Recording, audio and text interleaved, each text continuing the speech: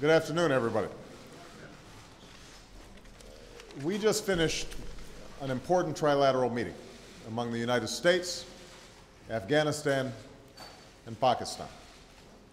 And earlier today, I was pleased to have wide-ranging bilateral discussions with both President Karzai of Afghanistan and President Zardari of Pakistan.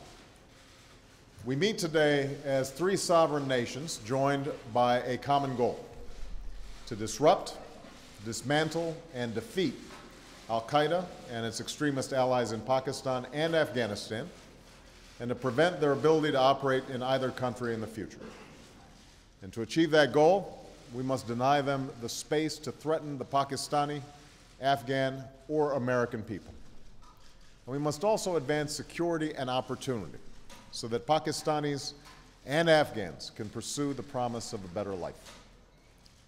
And just over a month ago, I announced a new strategy to achieve these objectives after consultation with Pakistan, Afghanistan, and our other friends and allies. Our strategy reflects a fundamental truth.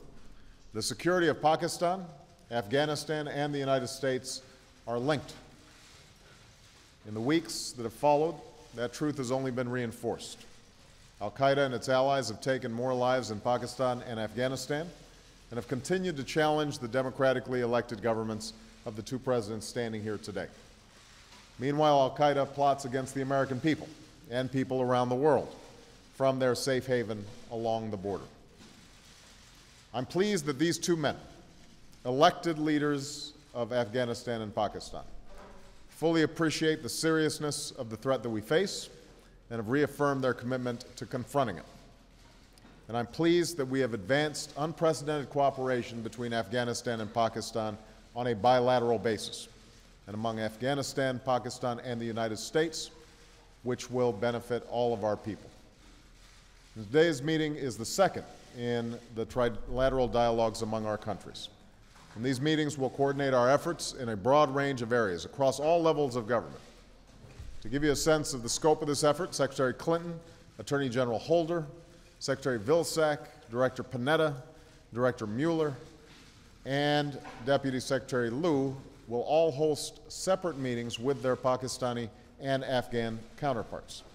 And these trilateral meetings build on efforts being made in the region and in the United States, and they will continue on a regular basis. Now, there's much to be done. Along the border, where insurgents often move freely, we must work together with a renewed sense of partnership to share intelligence and to coordinate our efforts to isolate, target, and take out our common enemy. But we must also meet the threat of extremism with a positive program of growth and opportunity. And that's why my administration is working with members of Congress to create opportunity zones to spark development. That's why I'm proud that we've helped advance negotiations towards landmark transit trade agreements to open Afghanistan and Pakistan borders to more commerce. Within Afghanistan, we must help grow the economy while developing alternatives to the drug trade by tapping the resilience and the ingenuity of the Afghan people. We must support free and open national elections later this fall while helping to protect the hard-earned rights of all Afghans. And we must support the capacity of local governments and stand up to corruption that blocks progress. I also made it clear that the United States will work with our Afghan and international partners to make every effort to avoid civilian casualties as we help the Afghan government combat our common enemy. And within Pakistan, we must provide lasting support to democratic institutions while helping the government confront the insurgents who are the single greatest threat to the Pakistani state. And we must do more than stand against those who would destroy Pakistan.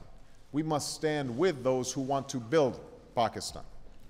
And that is why I've asked Congress for sustained funding to build schools and roads and hospitals.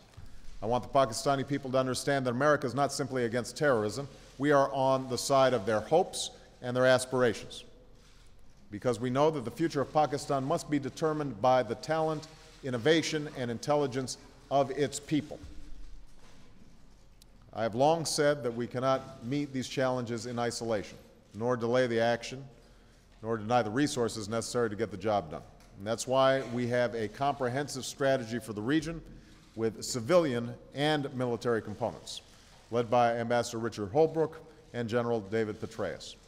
And for the first time, this strategy will be matched by the resources that it demands. U.S. troops are serving courageously and capably in a vital mission in Afghanistan alongside our Afghan and international partners. But to combat an enemy that is on the offensive, we need more troops, training, and assistance. And that's why we are deploying 21,000 troops to Afghanistan and increasing our efforts to train Afghan security forces. And I'm also pleased that our NATO allies and partners are providing resources to support our strategy. And that is why we are helping Pakistan combat the insurgency within its borders, including $400 million in immediate assistance that we are seeking from Congress, which will help the government as it steps up its efforts against the extremists. And to advance security, opportunity, and justice for the people of Afghanistan and Pakistan, we are dramatically increasing our civilian support for both countries.